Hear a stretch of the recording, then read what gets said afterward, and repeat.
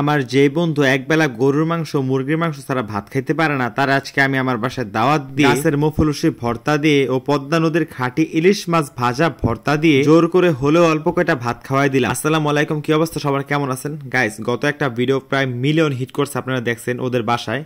So তখন আপনারা দেখছেন ওরা এক বেশে, আজকে দেখতেছেন আরেক বেশে, কারণ ও দাড়ি মোস্কাইটা একবারে শিশু হয়ে আসছে আজ। তাইলে আর কি বন্ধুরে মেয়েরা লাইক করবে, এটা আর কি মূল লক্ষ্য। তো যাই হোক, আজকে সকালে আর কেউ ঢাকা চলে যাবো, তো আমি ওরা আমাদের বাসায় আসতে বলছি যে সকালে আজকে আমাদের বাসায় তো দাওয়াত, কারণ দুপুর তো খাওয়ার টাইম নেই। তো এই জন্য আর কি গাছের মফুলুসি আনছিলাম, এটা আমাদের পুরান বাসার গাছে হয়েছে, সাথে ছিল একেবারে টাটকা পদ্মার ইলিশ মাছ। তো মফুলুসি গুলা কাটা শেষ, এখন আর কি আম্মু ইলিশ মাছটা ভালো করে কাটতেছে। এটা আর কি কাটবো কি, এটা জাস্ট একটু ছুললা, তারপর এটা ভালোভাবে মশলা টসলা মাখায় এটা ভাজবো। মাছটা কাটাকাটির পরে একেবারে সুন্দর করে পরিষ্কার করে এটার মধ্যে মশলা মাখিয়ে কিছুক্ষণ রেখে দিল। তারপর মফুলুসি গুলো সেদ্ধ হয়ে গেছে, এখন এগুলো ফার্স্টে ভর্তা করব। তারপর আর কি আম্মু ইলিশ মাছটা ভাইজা একবারে মচমচে অবস্থায় পাটার মধ্যে ভর্তা করব। তো এই যে মফুলুসি ভর্তাটা করা একটা ভেজাইল্লা কাম, কারণ এটা একবারে সেদ্ধ করার পরে পাটার মধ্যে যখন পিষে তখন আর কি কেমন জানি ছোট ছোট ছাল রয়ে যায়। এটা যদি আপনি না ফালান তাহলে আর কি ভর্তাটা আপনি খাইতে পারবেন না।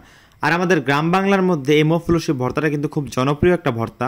তো প্রত্যেক বাড়ি আর কি একটা সিজনের মধ্যে সবার বাসা কম বেশি মফুলুসি লাগায়। তো মফুলুসি ভর্তা হয়ে গেছে, এখন আর কি ইলিশ মাছটা ভাজার পালা। তো একেবারে খাঁটি সরিষার তেলের মধ্যে আনাম ইলিশ মাছটা ছেড়ে দিলাম। এটা আর কি একেবারে মচমচে যখন ভাজা হয়ে যাবো তখন আর কি এটা তুলে নিব। তখন আর কি আম্মু এটা ভালোভাবে পাটায় পিষে ভর্তা। তো মাছের দিকে তাকিয়ে থাকতে থাকতে মাছটা একবারে ভাজা হয়ে গেছে, এখন আর কি আম্মু পাটা নিয়ে বসে আছে। তো এই যে পাটার এখানে মাছটা নিয়ে আসলাম, আম্মু এখন এটা পাটার মধ্যে ডল্লা ডল্লা ভর্তা করবে। তো দেখেন আম্মু যখন ইলিশ মাছটা পাটার মধ্যে ডলা দিতেছে না, কি সুন্দর যে একটা আওয়াজ হইতাছে, মচমচ একটা আওয়াজ হইতাছে। সো একটা দুইটা ডলাতে একবার পুরো মাছটা গইলা গেল। দেখছেন এখন বন্ধু আর কি ঘরের মধ্যে মোবাইল টিপতেছে আর কইতাছে, কিরে হইছে কিরে হইছে। আমি আর দাঁড়া একটু দাঁড়া, এত তাড়াহুড়া করলে তো হয় না, ভর্তা বিষয়টা একটু লেট হইতে পারে, এটা তো স্বাভাবিক না। তবে আমি শুয়ে রয়েছি, তুই আবার দাঁড়াইতাম কিনা, তুই শুয়েই থাক। তো এই যে এখন দেখেন ধনিয়া পাতা দিমু, তো ধনিয়া পাতাটা আমি ভালোভাবে ধুয়ে আনছি, এখন আর কি ইলিশ মাছ ভর্তার মধ্যে দিয়ে দিলাম।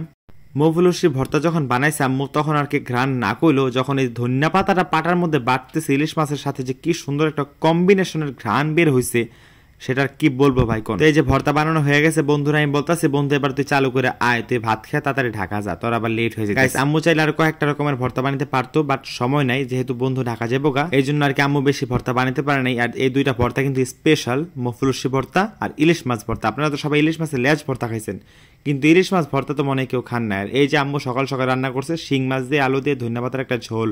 তা আমি আর কি শিং মাছ দিয়ে আলু দিয়ে ধনিয়া পাতার ঝোলের ভাত খাইতেছি, আর বন্ধুরে বসাই দিলাম ভর্তা দিয়ে ভাত খাইতে। কয় আমি যদি জানতাম তুই আমার ভর্তা দিয়ে ভাত খাওয়াবি, আমি জীবন আইতাম না। আমার মায়া আমারে ফার্মের মুরগি ছাড়া ভাতই দেয় না। আমি কয়ে বেড়ে ফার্মের মুরগির মধ্যে কোনো পুষ্টিগুণ আছে? ভর্তা দিয়ে ভাত খেয়ে একটা ট্রেডিশনাল স্বাদ পাবি। তো বন্ধু আমার কথা হইন না, ভাতের সাথে কতক্ষণ যাবত ভর্তা মাখায় জাখায় তারপর একটু মুখে দিচ্ছে। তো যাই হোক, আমার কথাটা শুনছে, ওই একেবারে খাইতে চায় নাই। যাই হোক, একটু মাখায় জাখায় খাইতেছে। আর শিং মাছ ওই খায় না, তো এখন জাস্ট এই ভর্তা দিয়ে ওর ভাত খাইতে হইব। তো যাই হোক, সবাই ভালো থাকবেন এবং নেক্সট ভিডিওর জন্য অবশ্যই পেজটা ফলো করে রাখবেন। আল্লাহ হাফেজ।